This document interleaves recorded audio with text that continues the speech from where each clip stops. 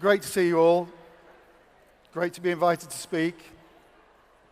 I hope to, in the next 20, 25 minutes, be able to share with you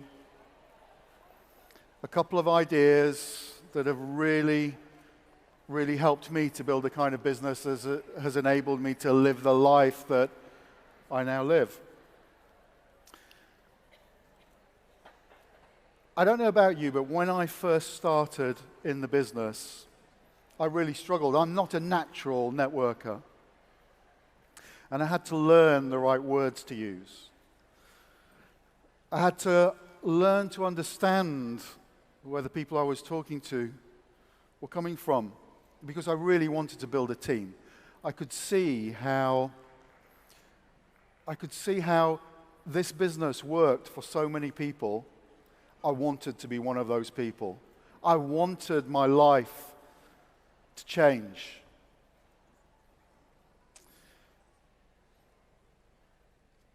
But I went out and I told people about this fantastic thing that I discovered.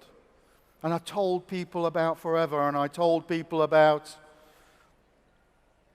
Allo, and I told people about network marketing, and I told people about the success that they could have. And nobody wanted to listen. I don't know if that's a similar experience that you've had. I also then, when I found the first few people, in fact, when I said I told everybody, I didn't. I told about half a dozen people, and none of them wanted to listen, and I froze. Because I was scared of the rejection, the humiliation of partly of them saying no, but it was more the look on their face when they said no. And I kind of got into the mindset where before I approached them, this kind of sneer on their face would be in my mind, and it just stopped me approaching them. And I had to discover a way of breaking out of this. And I discovered a way of being able to get the message in front of absolutely anybody, whether I felt they were high above me in their social status or not, anybody, without risking any sense of rejection. In fact, without them even noticing that I was approaching them about the business if they weren't interested. The only ones that would notice would be the ones who were interested.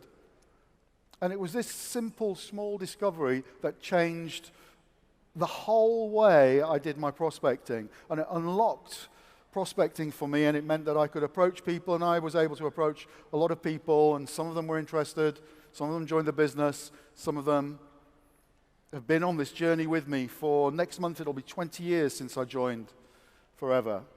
And for first 3 years, I built my business. I struggled to overcome in the first 6 months my fears and my challenges.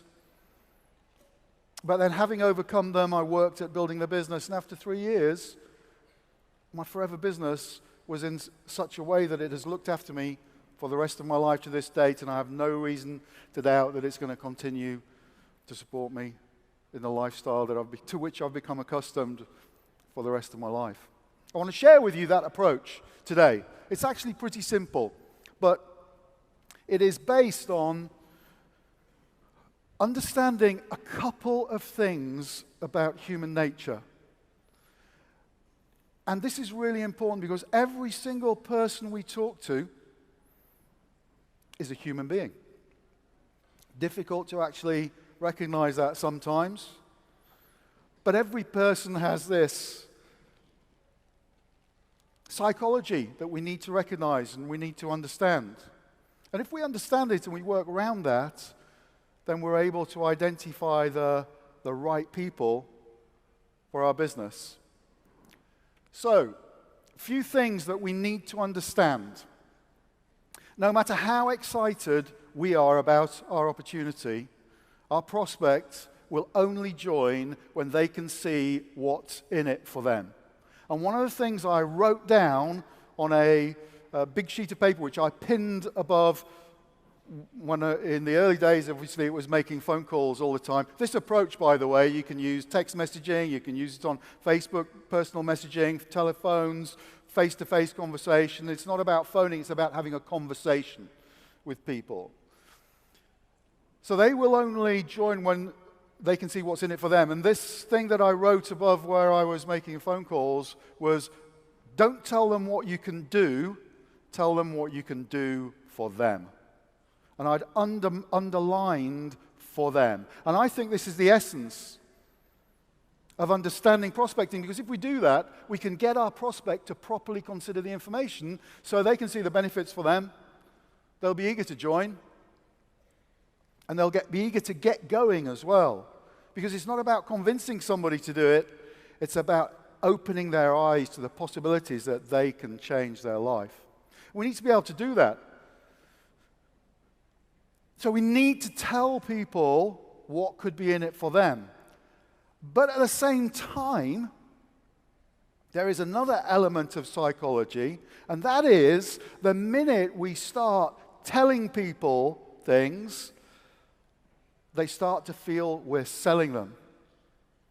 And I don't know about you, but whenever anybody tries to sell me anything, the answer is no. I might not even know what they're selling. You know, these guys who try and get you to sign up a standing order for a charity in the high street, as soon as I see a guy with one of these tabards on approaching me, I've suddenly discovered a full diary. And I haven't got time to talk and say, sorry, I haven't got time to talk to you. I might have all the time in the world.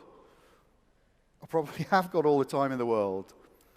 But it's the feeling that I'm just about to be sold something that has triggered that response.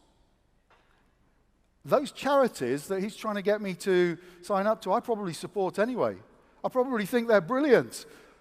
If the approach was different, I would probably support them. It's the approach that I'm reacting to.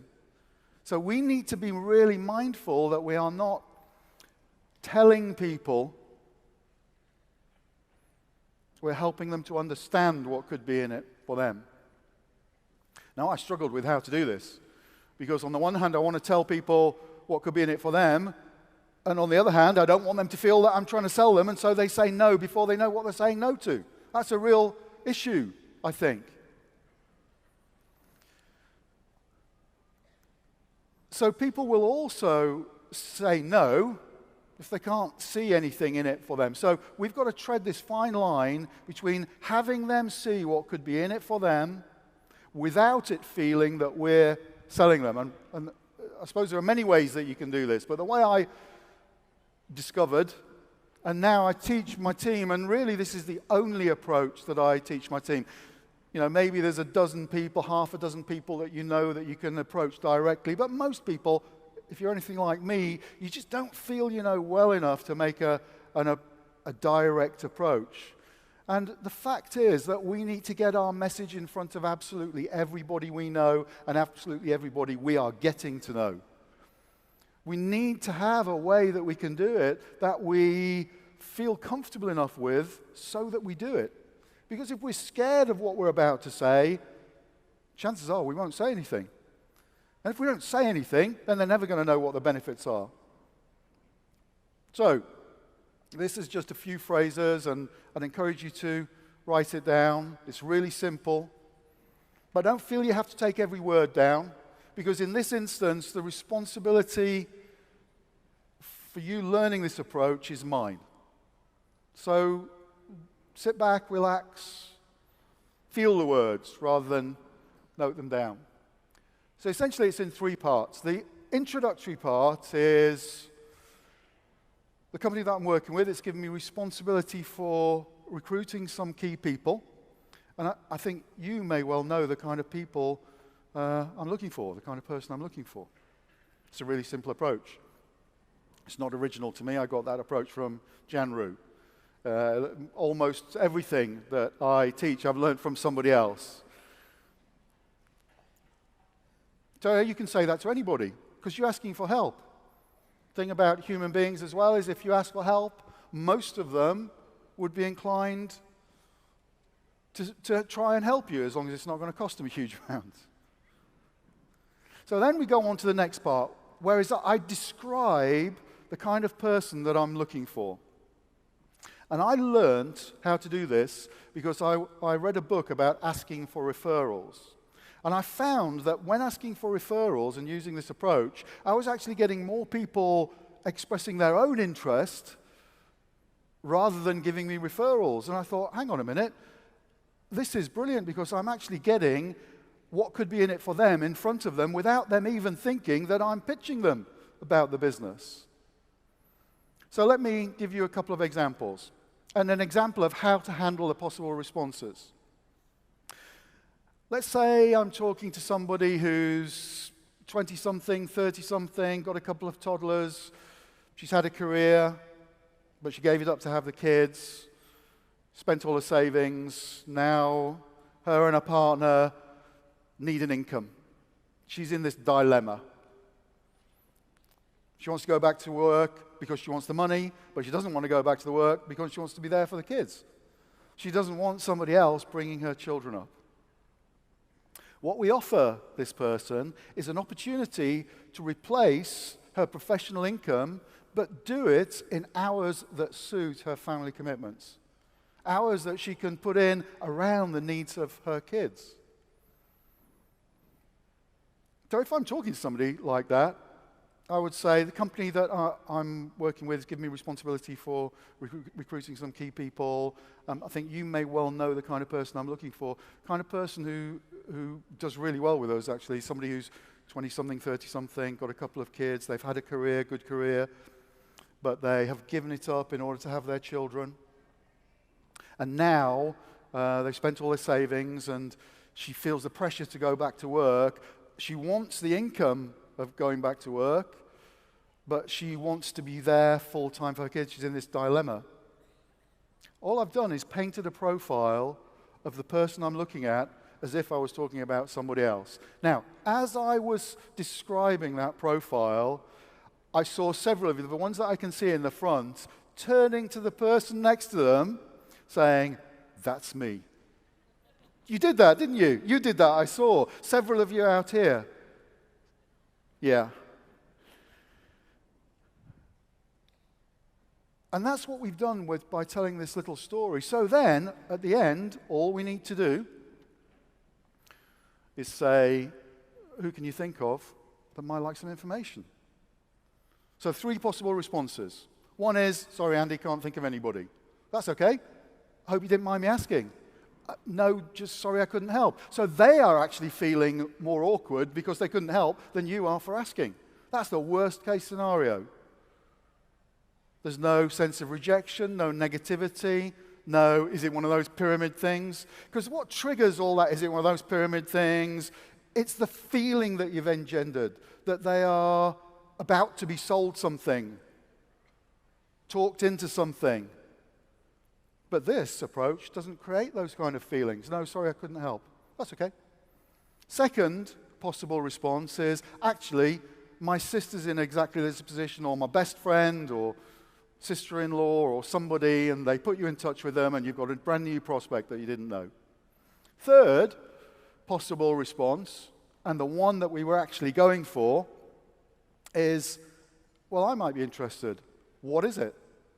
Now, at the what is it point, you need to be really careful because there is a big, big trap for you to dive into, because if you immediately start trying to present to somebody face-to-face or over the phone or in text messages, and you know you're presenting if you use words like aloe vera, forever living, Rexmorn, network marketing, all in the same message, if you start doing that, then you suddenly trigger those I'm being sold to feelings, and the answer is no when they don't even know what they're saying no to.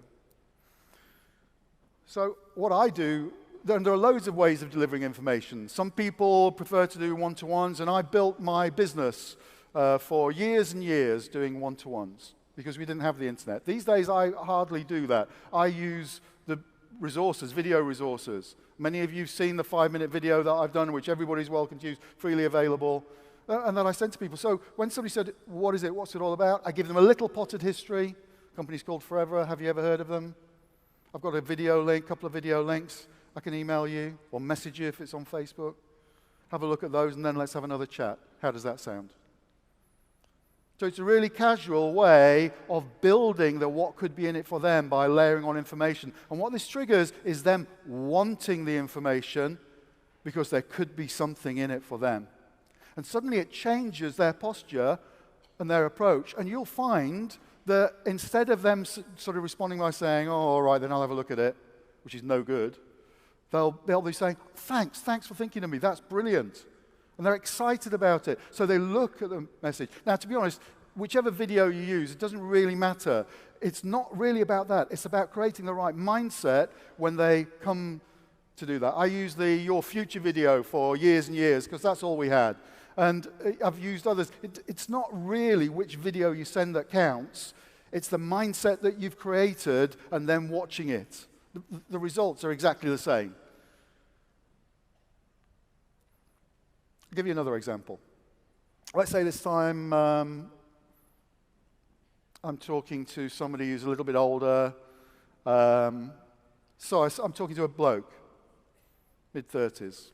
Could be a woman, just the same, but you'll get the profile. So the company that I'm working with is giving me responsibility for recruitment. I'm asking everybody I know for help. You can throw that phrase in, which is often a nice, gentle phrase to throw in. I think you may well know the kind of person that I'm looking for. So the kind of person who does really well with us, somebody who's 30-something, 40-something, done really well in his career, he's achieved every promotion that he's gone for, he's at the top end of his income scale, nice 4-bedroomed house, drives a really nice car, to all intents and purposes doing really well, but he feels trapped. He's under a lot of pressure at work, his workload's being increased all the time, he's getting less and less recognitions, colleagues are being made redundant, and he's afraid of the potential redundancy, and he's looking for a way out. He's looking for an opportunity to build some financial security for him, and also to have the time to build a future for himself and to enjoy life. Who can you think of that might like some information? So the guy says, well, one of three things. He says, sorry, I can't think of anybody. That's all right. Hope you don't mind me asking. No, sorry, I couldn't help. That's it. Worst case scenario. Second possibility is he can think of somebody, a colleague or his brother-in-law or somebody he's just been having a chat with in the pub, and he puts you in touch with them and you've got a new prospect. Third possible response is, well, I might be interested. What is it? And then you've got to kind of just play the game that you hadn't really thought he could do, and you've got to, I never thought you might be interested. I tell you what, I've got some online videos. One's 5 minutes long, a couple 5 minutes long, and why don't I drop an email to you and have a look at those, and then we can have another chat about it. How does that sound? So it's a really casual thing, and he wants it now because we've whetted his appetite. We have created and triggered curiosity, and so now our prospect wants what we've got. And so our status has just been elevated in his eyes. He's on best behavior now because we've got what he might want. Not we're chasing him. And that feels good. It feels very comfortable to make this approach.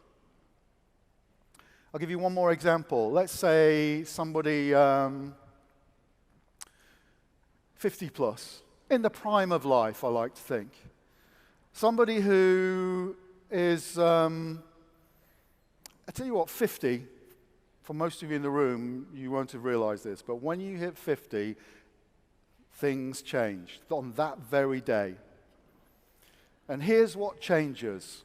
And that is that the idea that you will one day be an old person is no longer just theoretical. You suddenly realize that you are going to have to live that kind of life. And it's terrifying. It's terrifying if you haven't got any money, if you haven't got the kind of things that you want to do.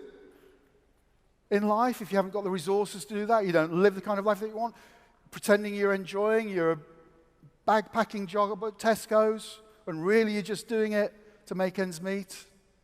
Nobody wants to live like that. Afraid of becoming redundant. Loads of people taking early retirement when really they've been made redundant, and they just call it early retirement to maintain some sense of dignity. So you're talking to somebody who's in their 50s, and you say, the company I'm working with is giving me responsibility for recruitment. I think you may well know, I know you wouldn't be interested. That's a phrase to throw in with the people that you're really scared of. I know you wouldn't be interested. But the kind of person that does really well with it, I think you may well know the kind of person that we're looking for, the kind of person who does really well with us, somebody who's 50 plus, got a lot of experience of life, a lot of experience in the workplace, and they want to put that experience to good use. They're being underpaid, undervalued at work, they're worried about redundancies. What we offer this person is an opportunity to build an income running alongside what they're currently doing that can build up to a substantial nest egg, and in fact can deliver a pension that they can start taking a long time before normal retirement age. Who can you think of that might like some information? So 3 possible responses. Sorry, Andy, can't think of anybody. That's all right. Hope you didn't mind me asking. The second possible response is that they give you a referral. They tell you about somebody they've been talking to, and let's face it, there are loads of people in that situation. The third possible response, and the one we wanted to trigger, is, well, I might be interested. What is it? Now, they might put on that skeptical look. You know the one with the furrowed brows? And the voice, the tone of voice? Oh, I might be. What is it? Skeptical is good. When you're new, you often take that skeptical tone as a negative response. But here's what skeptical tells you. It's that, on the one hand, they're hoping it's true. But on the other hand, their life experience has taught them that if it sounds too good to be true, it probably is. So there are these conflicting emotions, but we need to recognize it's the hope that is the one that's going to carry them through to build a business with us if they can see what we can see. Because that's what we want. We want for them to be able to see what we can see. And in order for them to do that, they need to gather some information. In order for them to gather that information, they need to want to gather that information. And that's all we're doing with this approach. Triggering that desire, triggering that curiosity, and then they're going to do the work.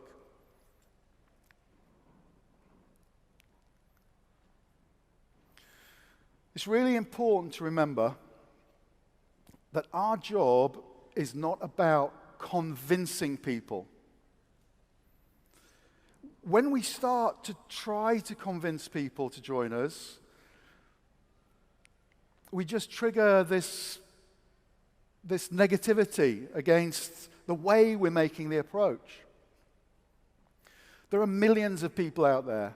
I mean, thousands in this room who want to change their life. Just think of the millions that there are out there who want to change their lives. Think of the other millions who today don't want to change their lives, but next week will have decided they do.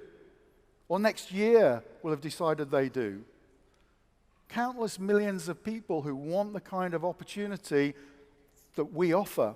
All our job is to sort those who are looking for an opportunity to change their life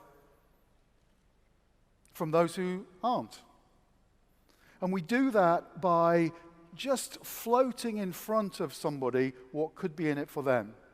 And we can take a good guess at what could be in it for them by looking at them.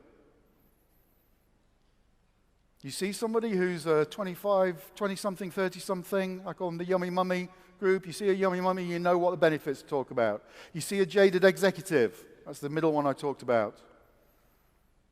You know what to talk about. You see a pre-pensioner, so the 50-plus person. You know what buttons to press when you paint your little profile. Now, there's a video that I've done. I did it at one of my trainings. I call these prospect profiles. There are about 14 different prospect profiles on there. It's freely available. If you just Google Andy Waring prospect profiles, I'm sure you'll find it. It's on YouTube, or it's on my Facebook my open Facebook page, and you're welcome to see it and study it. It will trigger ideas, and you're welcome to use that. The really important thing is to always remember with every prospect that it's always about what's in it for them. It's not how good we are at presenting. It's not about how good we are at convincing. It's about simply triggering their curiosity so they think there could be something in it for them, and then they will do all the work. I found it really useful throughout my career. I know loads of people in my team find this very useful because it just unlocks your whole list. All those people that you have previously been scared to approach or reluctant to approach because of what you imagined, suddenly you have a way of doing it. I'd really encourage you to use this approach. I hope you found that useful. It's been great to talk to you. Thank you for your interest.